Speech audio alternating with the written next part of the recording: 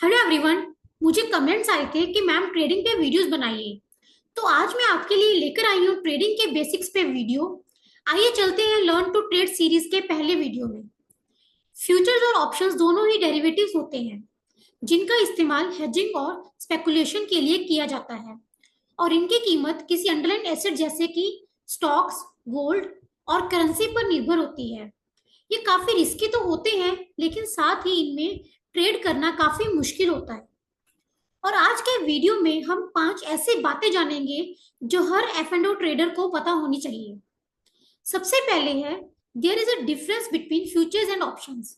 सबसे पहले ये समझना बहुत जरूरी है कि फ्यूचर और ऑप्शंस में क्या क्या अंतर है।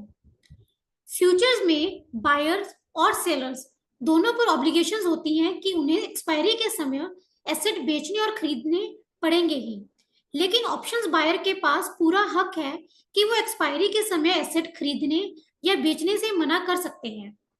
फ्यूचर्स खरीदते समय शुरुआत में मार्जिन देना पड़ता है, जबकि ऑप्शंस बायर को प्रीमियम भरना पड़ता है।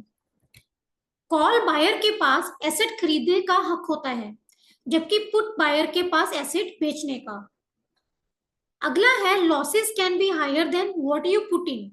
फ्यूचर्स लेवरेज्ड कॉन्ट्रैक्ट्स होते हैं, यानी कि इसमें आप थोड़ा पैसा लगाकर ज्यादा कीमत पे एसेट्स पर दांव लगा सकते हैं।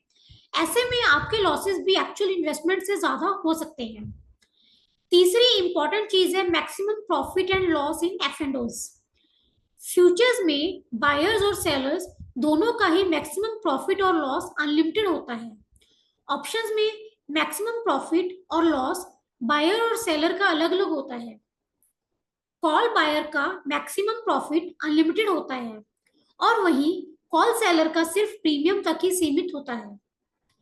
मैक्सिमम लॉस की बात करें तो कॉल बायर का प्रीमियम तक ही होता है और कॉल सेलर का अनलिमिटेड होता है। पुट बायर का maximum profit strike price minus premium तक होता है और पुट सेलर का प्रीमियम तक। इसके अलावा पुट बायर का मैक्सिमम लॉस प्रीमियम तक होता है और पुट सेलर का स्ट्राइक प्राइस माइनस प्रीमियम तक। फोर्थ इंपॉर्टेंट बात है, option contract losses its value as it heads towards the expiry. Option contract में टाइम डिके का असर दिखता है, और जैसे जैसे एक्सपायरी नजदीक आती है वैसे वैसे ऑप्शंस की वैल्यू तेजी से गिरने लग जाती है, क्योंकि जैसे जैसे एक्सपायरी नजदीक आती है बायर्स की एसेट को लेकर जो एक्सपेक्टेशंस हैं उसे पूरा होने के चांसेस कम हो जाते हैं, और साथ ही बाजार में नजदीक की एक्सपायरी का कॉन्ट्रैक्ट सस्ते कीमत पर मिल जाता है। ऑप्शंस बायर को टाइम डिके नेगेटिवली इंपैक्ट करता है, जबकि ऑप्शन सेलर को ये फायदा करता है। फ्यूचर्स की बात करें तो इसमें टाइम डिके नहीं होता है। Next important thing is different trading strategies for different market conditions. बाजार को लेकर आप बियरिश हैं, बुलिश हैं या न्यूट्रल हैं, इन सब के लिए अलग अलग स्ट्रेटजीज का इस्तेमाल करना पड़ता है। कोई लॉन्ग यानी कॉन्ट्रैक्ट खरीदना, कोई शॉर्ट यानी कि बेचना। इसके अलावा फ्यूचर्स में बुल और बेयर कैलेंडर स्प्रेड स्ट्रेटजीज भी होती हैं। ऑप्शंस में सिंथेटिक कॉल, बेयर पुट से लेकर स्ट्रैंगल्स और कवर्ड कॉल्स जैसी कई स्ट्रेटजीज होती हैं। तो ये थे 5 ऐसे पॉइंट्स जो आपको एफ एंड ओ ट्रेडिंग के समय पता होने चाहिए।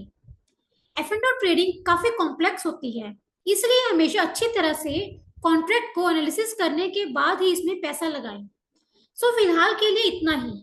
आप अपने थॉट्स कमेंट सेक्शन में जरूर बताएं, और comment yes if you want more such videos from me.